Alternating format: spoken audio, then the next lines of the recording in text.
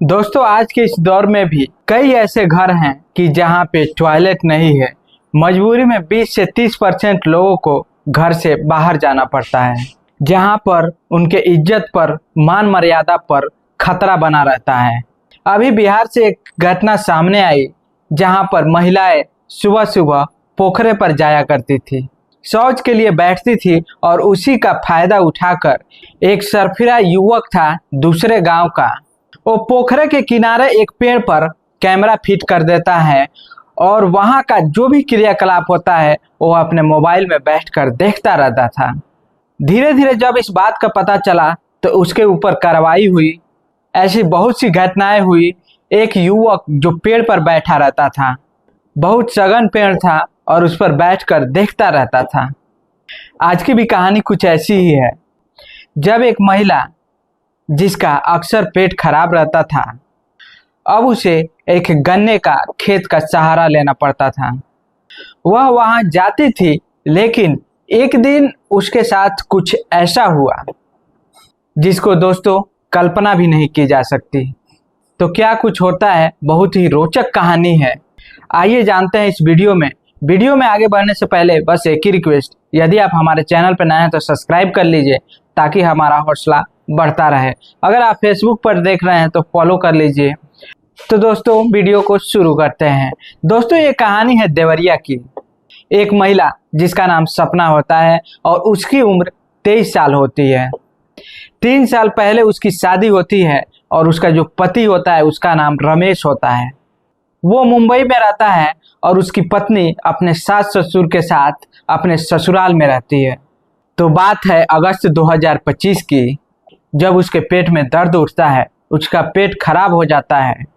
Emergency में उसे बाहर जाने की ज़रूरत पड़ती है तो वो अपने सास से कहती है कि कहाँ जाऊँ, क्योंकि सुबह और शाम कुछ महिलाएं अपने साथ उसे लेकर जाती थी और अपने साथ लेकर आती थी, लेकिन जो मामला था वो दोपहर का था, क्योंकि दोपहर में हर कोई नहीं जाता है। इसलिए वो अपने सास से पूछती है, क्योंकि जब ऐसी सिचुएशन होती है तो उनके साथ कोई जाने वाला नहीं होता है और उस जगह वह जा भी नहीं पाती, क्योंकि दिन का उजाला होता है और दिन के उजालों में हर कोई नहीं जाता है। तो दोस्तों, उसकी जो सास होती है वो कहती है कि यहाँ से 100 मीटर की दूरी पर एक गन्ने का प्लॉट है, उसमें चली जाओ। क्योंकि दोस्तों वो 2 बीघा का गन्ने का प्लॉट था, काफ़ी लंबा चौड़ा था। उसमें उसको भेज देती है। फिर उसकी जो बहू होती है वो वहाँ पर चली जाती है और जाने के बाद कुछ देर बाद वो वापस आती है। ऐसे ही सिलसिला चलता रहा। अगले दिन फिर उसको जाना होता है, फिर वो उसी समय पे जाती है, उसके पेट में दर्द उसी समय पे होता है, फिर वो जाती है और काफ़ी देर बाद आती है। ठीक अगले दिन ऐसा ही करती है। फिर दोपहर जब होता है तो ऐसे ही बात करती है कि अपनी सासू माँ से कहती है कि माँ, पेट में दर्द हो रहा है और मुझे जाना होगा। तो कहती है कि ठीक है, चली जाओ, जहाँ पे मैं बताई हूँ उसी गन्ने के खेत में चली जाओ। फिर वो उस दिन भी वहाँ जाती है और जब उधर से आती है तो काफ़ी देर हो जाता है। दोस्तों, ऐसे ही सिलसिला चलता रहा। उसके बाद जो उसकी सासू माँ होती है उसके दिमाग में कुछ चलने लगता है कि आखिर ये जाती है और वहाँ पे जाने के बाद जब उधर से आती है तो ऐसा लगता है कि इसको कोई बीमारी नहीं है और इतना टाइम भी लगता है, मामला क्या है। उसको सोचने लगती है, वो दिमाग लगाने लगती है कि आखिर क्या है, ये जाती है लेकिन इतना टाइम लगा कर क्यों आती है। उसके बाद दोस्तों ठीक अगले दिन फिर से उसकी बहू ऐसे ही बहाना करती है कि हमारे पेट में दर्द हो रहा है, मुझे अभी जाना है। तो कहती है कि ठीक है, चली जाओ। उसके बाद वो फिर उसी गन्ने के खेत में चली जाती है और इसकी सास जो थी उस पर निगरानी करने लगती है कि आखिर ये 2-3 दिन से लगातार जो है मैं देख रही हूँ, ये जाती है लेकिन टाइम लगता है, फिर वो आती है और इसके चेहरे पे कुछ इस तरह का हाव भाव नहीं दिखता है कि ये बीमार है, लेकिन उधर से जब आती है तो काफ़ी इसके चेहरे पे अलग ही भाव होता है।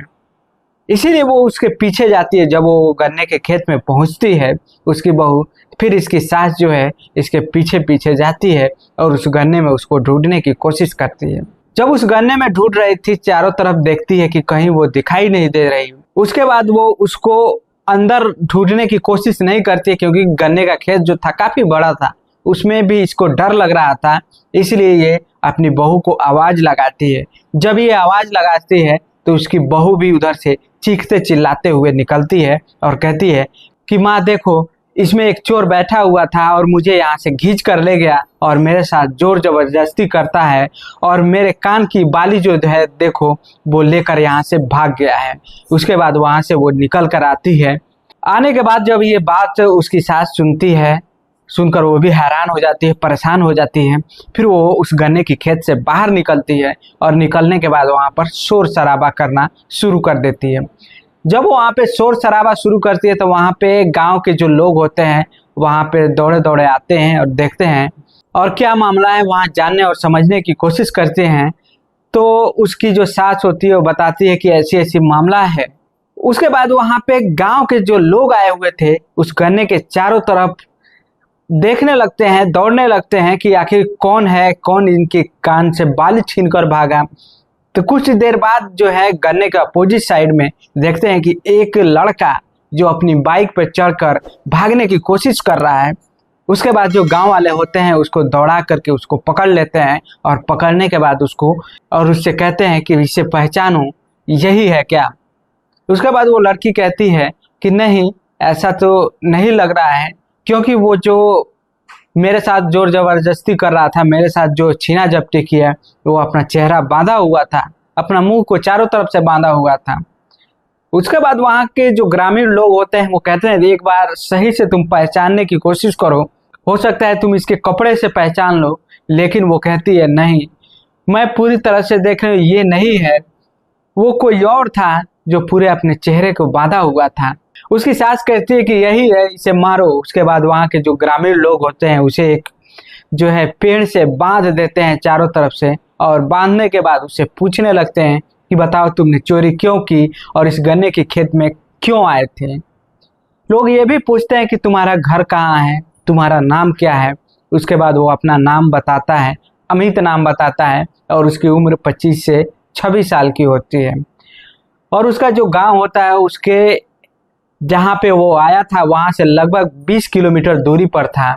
उसके बाद लोग सोचने लगते हैं कि आखिर ये इतनी दूरी से यहाँ पर क्यों आया और इस गन्ने की खेत में क्यों आया, सोचने वाली बात थी। उसके बाद लोग उसे कहते हैं कि मारो इसे, पीटो। उसके बाद कुछ ही देर बाद वहाँ पे पुलिस की टीम पहुँचती है। पुलिस पहुँचने के बाद उससे पूछताछ करती है लेकिन वहाँ पे कुछ नहीं बताता है। फिर वहाँ से उसको पुलिस थाने लेकर जाती है। थाने ले जाने के बाद उससे जब पूछताछ करती है कि देखो जो भी मामला है तुम सही सही बता दो, नहीं तो तुम्हारे साथ बहुत बुरा होगा और तुम पूरी जिंदगी जेल में ही काटोगे। उसके बाद जो लड़का होता है अमित पूरी कहानी वहाँ पे पुलिस स्टेशन में बताता है कि देखिए कि मैं कोई चोर नहीं हूँ, मैं मुंबई में काम करता हूँ और वो लड़की जो मेरे पे आरोप लगा रही है मैं उसी के पति के साथ काम करता हूँ, उसका दोस्त हूँ और हम दोनों लोग काम करते थे साथ में। मामला कुछ ऐसा हुआ कि कुछ दिन पहले की बात है और हम घर आ रहे थे। जब मैं घर आ रहा था तो उसका जो पति है वो हमसे कहता है कि देखो तुम जब गांव जा रहे हो तो मेरी पत्नी के लिए भी कुछ लेकर जाओ और वहां पर दे देना, वो मायके में बैठी हुई है। उसके बाद वो कहता है ठीक है कोई बात नहीं, तो उसके लिए काजू खरीदता है, किशमिश बादाम जो भी होता है खरीदता है, उसके लिए कपड़े खरीदता है, जो भी उसे जरूरत थी सब कुछ खरीदता है। खरीदने के बाद उसको दे देता है कि ले जाओ उसे दे देना और उसका मोबाइल नंबर जो है इसको दे देता है कि उसको फ़ोन कर लेना और उसको घर पे दे देना।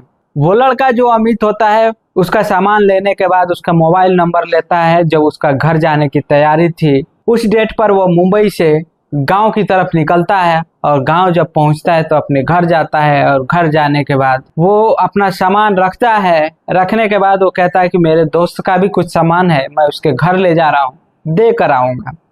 उसके बाद वो जाता है अपने दोस्त के घर। जब अपने दोस्त के घर जाता है तो जैसे उसको फ़ोन करता है, वो फ़ोन करता है तो वो घर का जो है एड्रेस पूरा अच्छी तरह से बताती है, उसके घर पहुंचता है। उसके घर जाता है। जब उसके घर जाता है तो उसके घर वाले वहाँ पे बैठाते हैं।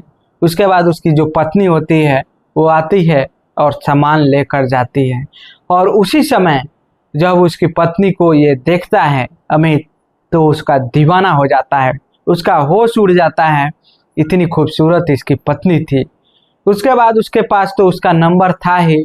फिर वहाँ से वो चला जाता है और फिर ये दोनों लोग बातें करने लगते हैं।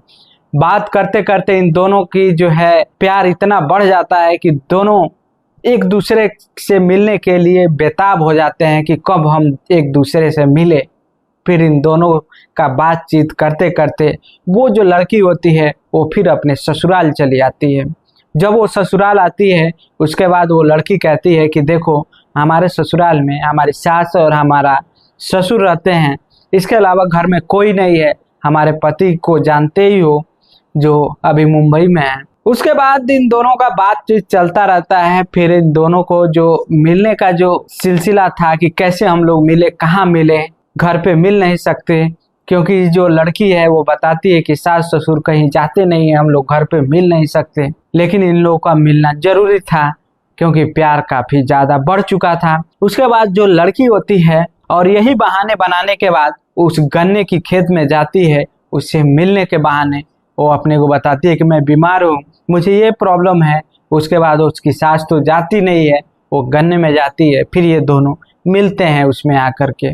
ठीक ऐसे ही सिलसिला चलता रहा। 2 दिन 3 दिन जब गुजरा, जब इसको सास को शक हुआ कि ये जाती है और काफी देर तक आती है, तब जाके उसने देखने की कोशिश की, इसके पीछे लगी और पीछे लगने के बाद उसको आखिर में पकड़ ही लिया। उसके बाद दोस्तों जब ये मामला इतना बढ़ गया, गांव वाले लोग बस यही कहते थे कि इन दोनों की शादी करा दो, इन दोनों की शादी कराने में ही भलाई है, क्योंकि अगर ऐसा ही रहा तो फिर देखो घर और बर्बाद हो जाएगा।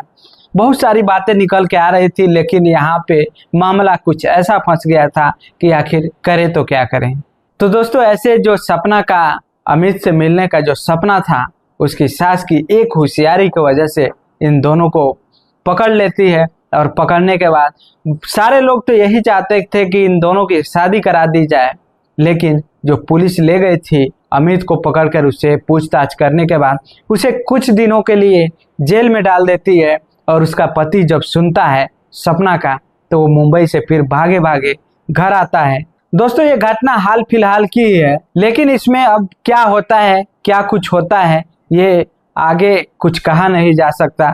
दोस्तों ये कहानी कैसी लगी कमेंट बॉक्स में जरूर बताइएगा। इस घटनाक्रम को सुनाने का उद्देश्य किसी को परेशान करना नहीं है, किसी का दिल दुखाना नहीं है, बस आपको सचेत करना है, आपको सतर्क करना है कि इस तरह की जो है चीजें समाज में जो हो रही है उसे आप सहजे अंदाजा लगा सकते हैं कि क्या कुछ हो रहा है।